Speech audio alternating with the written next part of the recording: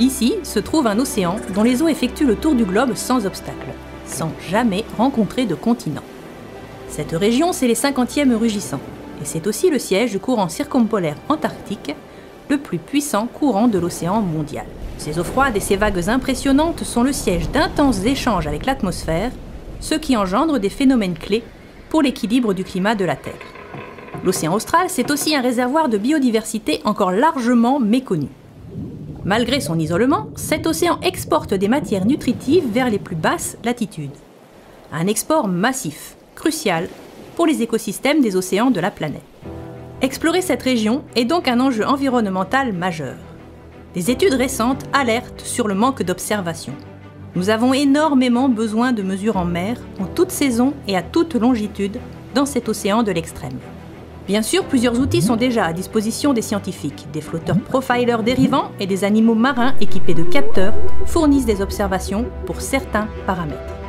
Ils complètent des missions océanographiques de grande ampleur qui ont lieu majoritairement durant l'été austral, laissant de nombreuses questions sans réponse. Dans ce contexte, le PolarPod est un outil de recherche exceptionnel et promet une moisson de découvertes totalement inédite. Tel une sentinelle de l'océan, le PolarPod va effectuer plusieurs tours du monde portés par les courants autour du continent antarctique. Le vaisseau a été conçu pour répondre aux besoins des scientifiques. Il est stable, silencieux, autonome et zéro émission. Il est donc très peu perturbant pour le milieu étudié. Les scientifiques vont se fondre dans l'océan tout au long de l'année pour mener des projets de recherche novateurs à l'aide de capteurs performants. Des recherches sur le climat, par exemple. Nous savons en effet que les océans absorbent en grande quantité le carbone rejeté dans l'atmosphère par les activités humaines. Le carbone de l'air est ensuite dissous dans l'eau à la surface des océans. Et c'est particulièrement vrai dans les eaux froides et agitées, comme celle du courant circumpolaire antarctique. Stable, sans une coque qui interagirait avec la surface, le PolarPod est idéal pour réaliser des mesures d'une précision inédite. Les scientifiques étudieront également un autre processus appelé pompe biologique de carbone. Pour croître, le phytoplancton fixe le carbone grâce à la photosynthèse. Il sédimente ensuite vers le fond des océans, soit en coulant tout simplement, soit par l'intermédiaire des maillons des chaînes alimentaires. Le carbone reste ainsi piégé pendant des centaines d'années. Évaluer la sensibilité de cette pompe au changement climatique nécessite de nombreuses mesures sur la durée. Elles seront possibles à bord du PolarPod. Les scientifiques effectueront également un recensement de la biodiversité, un inventaire d'une ampleur inédite. Un des objectifs est de comprendre les processus d'adaptation des organismes face aux changements que nous leur imposons. Nous y découvrirons assurément de nouvelles espèces. Et pourquoi pas, le fameux calmar colossal.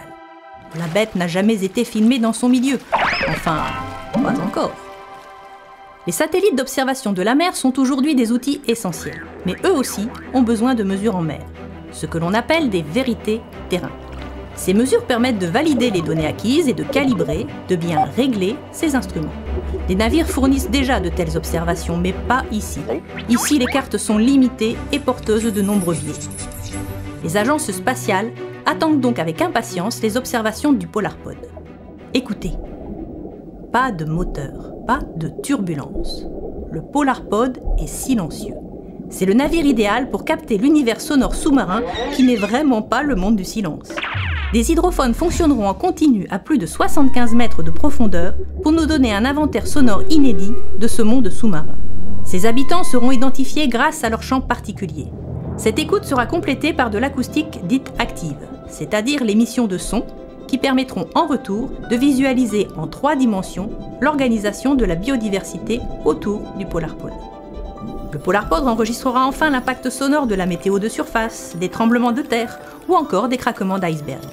Autant de données attendues par les scientifiques du monde entier. Enfin, si loin de la civilisation, les eaux du Grand Sud sont-elles contaminées par nos activités? Quelle est l'ampleur de la pollution chimique, sonore ou encore plastique? Des analyses de l'air et de l'eau aideront à répondre à ces interrogations. Mais le PolarPod, lui, ne sera pas isolé du monde. L'ensemble de la communauté scientifique aura accès aux observations. Les chercheurs du monde entier partageront à leur tour leurs découvertes avec le grand public et la jeunesse.